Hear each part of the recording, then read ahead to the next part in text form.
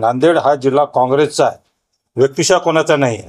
आणि हे पुढे आता सिद्ध होईल की जिल्हा परिषद पंचायत कॉर्पोरेशन निवडणुकीमध्ये प्रत्येक संस्थेमध्ये काँग्रेसचा झेंडा फडकल्याशिवाय राहणार नाही, अशा प्रकारचा सर्वांना विश्वास आहे. महायुतीमध्ये निवडणूक लढवायला होता साहेब, महापालिकामध्ये महाविकास आघाडीचं ना डिपेंड आहे. कुठे एखाद्या वार्डात होऊ शकते, एखाद्या तालुक्यात होते, जिल्ह्यात होत नाही जनरेट, कारण त्यांना एक कॅन्डिडेट प्रत्येक लढवायचे, त्यांचे सिरियस कॅन्डिडेट असतात, आमचे सिरियस कॅन्डिडेट असतात, बहुतेक लढतात, पण एखाद्या ठिकाणी कॉम्प्रोमाइज होऊ शकतो.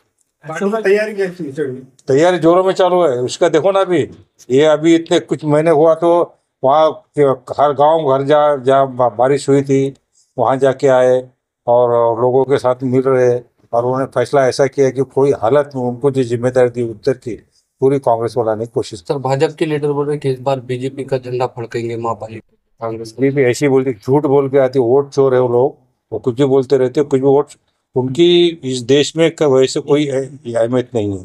वो जो है ना, वो बदमाशी करके, अरे क्या बोलते हो, लोगों को फंसा के. अब कॉलेज के स्टूडेंट पढ़ने को आते, स्पर्धा परीक्षा को तुम्हारे नांदेड़ में आते, वो उनकी 16 साल की उम्र भी नहीं, उनके वोट बदल दिए उन्होंने. तो ऐसी बदमाशी कहीं कर रहे, तो उनका हम निषेध करते हैं.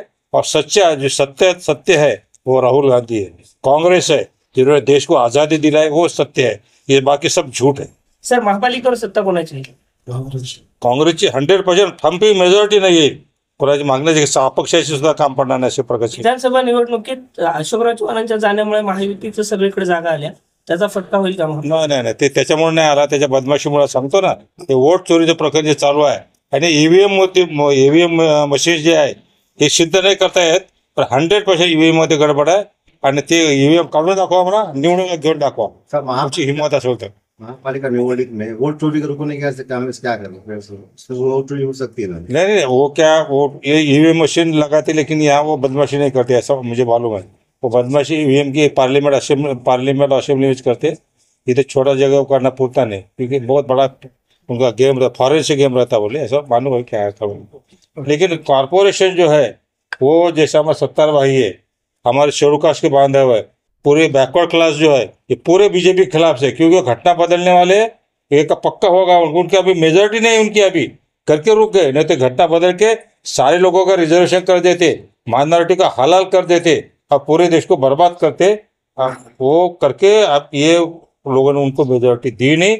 ये नांदेड़ जिले के पब्लिक जानती है, मतदार जानते हैं. और आगे चुनाव में जिला परिषद, पंचायत समिति, कॉर्पोरेशन, हर जगह कांग्रेस का झंडा फहराएगा, खुद के बल पर फहराएगा, ऐसे हमें विश्वास है.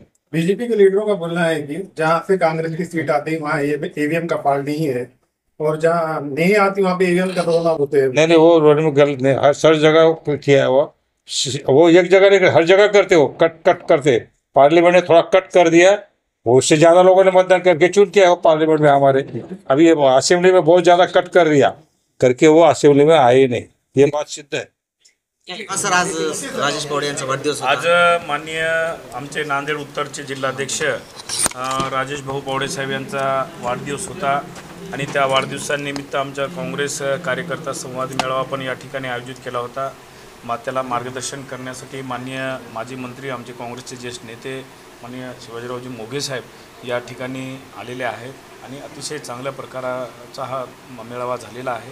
आणि येणाऱ्या काळामध्ये निश्चितच जे काही स्थानिक स्वराज्य संस्था च्या निवडणुका नांदेड जिल्ह्यामध्ये होतील, मला विश्वास आहे की नांदेडच्या जनतेने ज्या प्रकारे मागेही काँग्रेसवर विश्वास ठेवला, याही वेळेस निश्चितच काँग्रेसवर विश्वास ठेवला. कोणते महत्त्वाचे मुद्दे वाटतात स्थानिक स्वराज्य संस्थेने? स्थानिक स्वराज्य संस्थेमध्ये अनेक महत्त्वाचे मुद्दे आहेत. आता आपण बघतोय की जे काही नांदेडमध्ये विकास झाला तो काँग्रेसच्या काळामध्ये झालेला आहे. मागे महाविकास आघाडी सरकार होतं, त्या महाविकास आघाडी सरकारने म्हणजे प्रामुख्याने काँग्रेसने त्या नांदेड महापालिकेमध्ये पूर्ण मेजॉरिटी काँग्रेसला लोकांनी दिली होती, आणि महाविकास आघाडीने भरपूर निधी या ठिकाणी दिलेला आहे. तर मागच्या 1 वर्षापासून एकही रुपये या नांदेड महापालिकेला या महायुती सरकारनं दिले नाही, का नवीन योजना या ठिकाणी आणलेल्या नाहीत. आज बघू शकता की शहरामध्ये अतिशय खराब परिस्थिती रस्त्यांची झालेली आहे. जेव्हा शहराचं मुख्यद्वार म्हणून आपण त्या ठिकाणी ओळखतो, देगलूर नाक्यामधून जेव्हा आपण एंट्री करतो शहरामध्ये, गुडघ्या एवढे खड्डे त्या देगलूर नाका परिसरामध्ये झालेले आहेत. गल्लीगल्लीमध्ये रस्ते खराब झालेले आहेत. कुठलंच नियोजन या ठिकाणी या सरकारचं नांदेड महापालिकेमध्ये दिसत नाही आहे.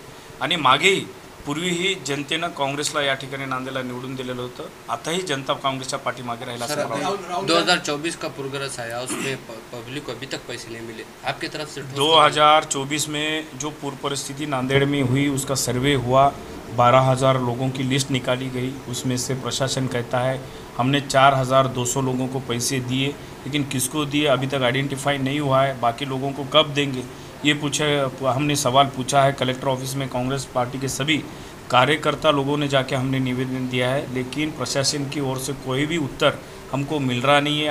हमारी मांग है कि गए साल के 2024 के जो पैसे हैं अभी तत्काल आदमियों को या 8 दिन में दिए जाए और नए सर्वे किए जाए. वो कोल्हापुर के धरती के ऊपर कोल्हापुर को जैसा विशेष पैकेज मिला था, कोल्हापुर के धरती के ऊपर विशेष पैकेज हमारे शहर में के और ग्रामीण भाग के किसान भाइयों को दिया जाए.